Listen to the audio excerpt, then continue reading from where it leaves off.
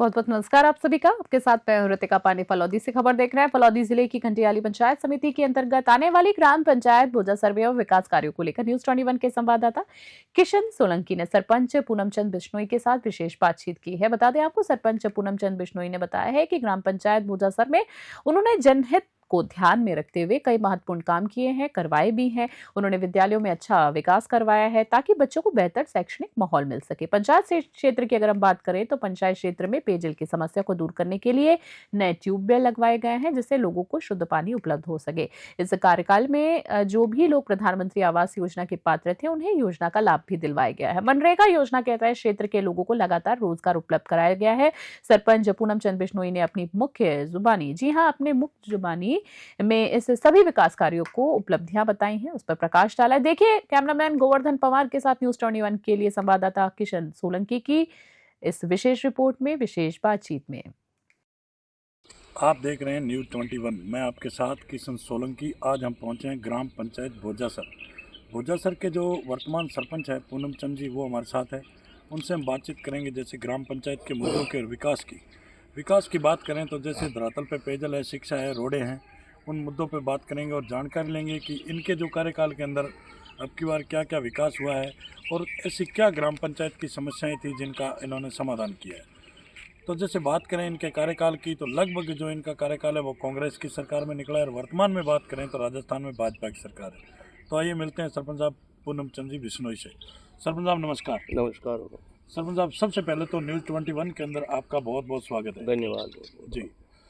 तो सर, सबसे पहले अपन बात करेंगे सरपंच साहब की आपके एक राजनीतिक परिचय की, कि राजनीति में आप कब से इंटरेस्टेड हैं? मैं राजनीति में सबसे पहले 1981 में सरपंच निर्वाचित हुआ जी। और उसके बाद में मैं चौथी बार सरपंच बना हूँ। बिल्कुल। बीच में एक बार जिला परिषद का कांग्रेस के टिकट पर सदस्य भी रहा हूँ। बिल्कुल। और एक बार मेरी भाभी जी पंचायत समिति सदस्य रही है। एक वो भी ललिता जी, हमारे बड़े भाई वकील साहब है कल्याण, जो उनकी मिसेज है जी। और जिला परिषद की वो भी सदस्य रही है। बिल्कुल, बहुत ही अच्छा। तो जैसे सरपंच साहब बात करें इस कार्यकाल की, तो आपका ये कार्यकाल लगभग कांग्रेस की सरकार में निकला है और वर्तमान में बात करें तो राजस्थान में भाजपा की सरकार है। तो जैसे बात करें अपने विकास कार्यों को लेके और अभी जैसे वर्तमान में आज सबसे पहले अपन बात करेंगे नरेगा की। नरेगा एक केंद्र सरकार की योजना है, उसके अंदर आपके कार्यकाल में लोगों को कितना रोजगार मिला है? मेरे कार्यकाल में लोगों को रोजगार तो कुल मिला के ठीक ही मिला है जी। लेकिन पिछले लगभग 1-1.5 साल से नरेगा तो बंद सी पड़ी है। बिल्कुल। और अभी नरेगा में कोई कामकाज नहीं है जी। और पहले जो थे वो नाडियों पे चल रहे थे लोग, लेबर ज़्यादातर, और नाडियाँ तो कर दी गवर्नमेंट ने बंद। बिल्कुल। और बाकी व्यक्तिगत टाँके जो दे रहे हैं, बिल्कुल, तो उसमें थोड़ी बहुत है जो लेबर है नियोजित हो रही है। बाकी कोई सभी लोगों को रोजगार तो अभी 1.5 साल से बिल्कुल मिल ही नहीं रहा है। बिल्कुल। बिल्कुल, नरेगा बंद सी पड़ी है वैसे जी। तो जैसे सर मैं बात करेंगे नरेगा की, क्योंकि हम आपके और भी जो जनप्रतिनिधि साथी हैं उनसे भी मिले हैं कि नरेगा के अंदर पक्के और कच्चे वर्ग का जो माल मटेरियल का बजट है, जो आज समय पर नहीं आने के कारण ग्राम पंचायतों में जो विकास की गति है वो बिल्कुल ठप पड़ी है। तो इस पर आप क्या कहेंगे? पंचायतों में विकास की कड़ी आप सही कह रहे हैं, बिल्कुल ठप है। बिल्कुल। नरेगा का जो FTO मटेरियल का है जी, वो लंबे समय से बाकी पड़ा है। बिल्कुल। और मटेरियल के सिवाय नरेगा के बाद में भी SFC और FFC का जो पंचायतों का बजट है, जिसमें छोटा मोटा पंचायतों का दैनिक कामकाज चलता है, बिल्कुल, तो वो भी लंबे समय से बाकी पड़ा है। तो बजट के अभाव में पंचायतों का काम पूरी तरह से ठप पड़ा है। बिल्कुल। और जैसे सर बात करेंगे अपन एक शिक्षा के प्रति आपकी अपनी ग्राम पंचायत भोजासर की बात करें तो आपके सरपंच बनने के बाद में शिक्षा का स्तर कैसा है? कभी आपने विद्यालयों का निरीक्षण किया?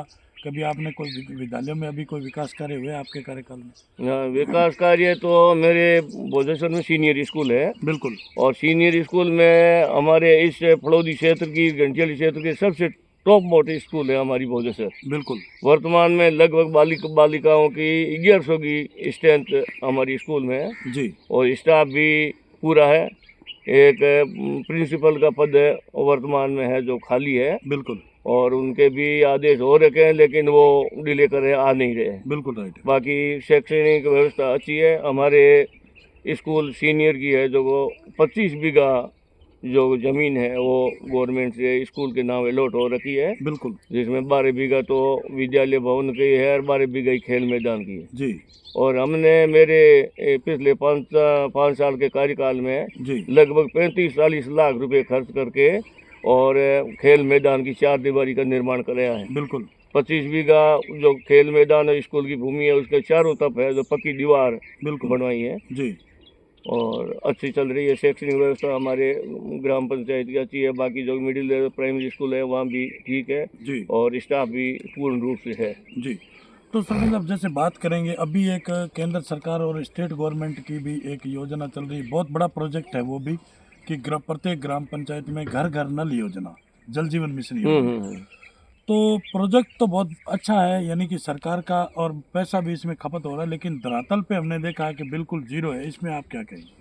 देखो घर घर नल योजना वाला जो है बिल्कुल और जेजेएम का जो प्रोजेक्ट है बिल्कुल वो हमारे ग्राम पंचायत में पाइपलाइन तो पूरे पंचायत क्षेत्र में लगा रखी है बिल्कुल और घर घर है जो पाइपलाइन भी लगा के छोड़ दी है। मेरे यहाँ भी पाइपलाइन लगा के छोड़ी हुई है, बिल्कुल लेकिन पानी अभी तक उसमें आया नहीं है। अब सरकार ही जाने कितने टाइम बाद में आएगा। जी लेकिन यहाँ लोगों के पानी जो फ्लोराइड मात्रा ज़्यादा है, पीने की बड़ी भारी प्रॉब्लम है बिल्कुल और गांव में जनसंख्या बढ़ गई, नलकूप भी पर्याप्त मात्रा में नहीं है बिल्कुल और अभी नए नलकूप की मांग करते हैं। सरकार ये कहती है कि भाई आपके जे मॉडल वो प्रोजेक्ट आएगा तो नए नलकूप भी नहीं दे रहे हैं। बिल्कुल तो पानी की भी समस्या है, फ्लोराइड युक्त पानी है, बिल्कुल बिल्कुल लेकिन आने वाला तो हमें भविष्य की गर्त में है। सरकार ही जाने कब आएगा कब नहीं आएगा। जी। तो जैसे सरपंच साहब बात करें अपने इस क्षेत्र की, तो अभी सरकार ने भी, जो माननीय मुख्यमंत्री भजन लाल जी शर्मा, उन्होंने भी जैसे कैंप वगैरह लगवाए थे और अभियान चलाए थे, नशा मुक्ति अभियान। और नशे की प्रवृत्ति है जो बहुत ही बुरी तरह से फैलती जा रही है, कई घर बेघर होते जा रहे हैं नशे की लत से।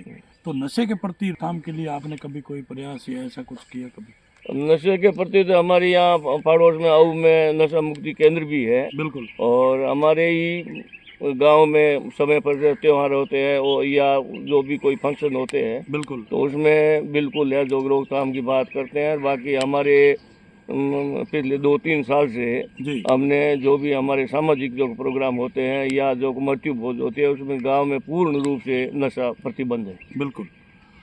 और जैसे सर हम बात करेंगे अपन राजनीति की, क्योंकि आप लगभग 1988 से आज दिन तक रेगुलर चलते आ रहे हैं, राजनीति का बिल्कुल आपको बिल्कुल बारीकी से अनुभव है और आप एक लंबे समय से चलते आ रहे हैं। तो आपको क्या लग रहा है जो अभी वर्तमान में एक जो कार्यकाल है सरपंच का और पंचायती राज का, और एक 1988 से लेके बीच में तक रहा है, तो उसमें इसमें क्या आपको कुछ फर्क लग रहा है?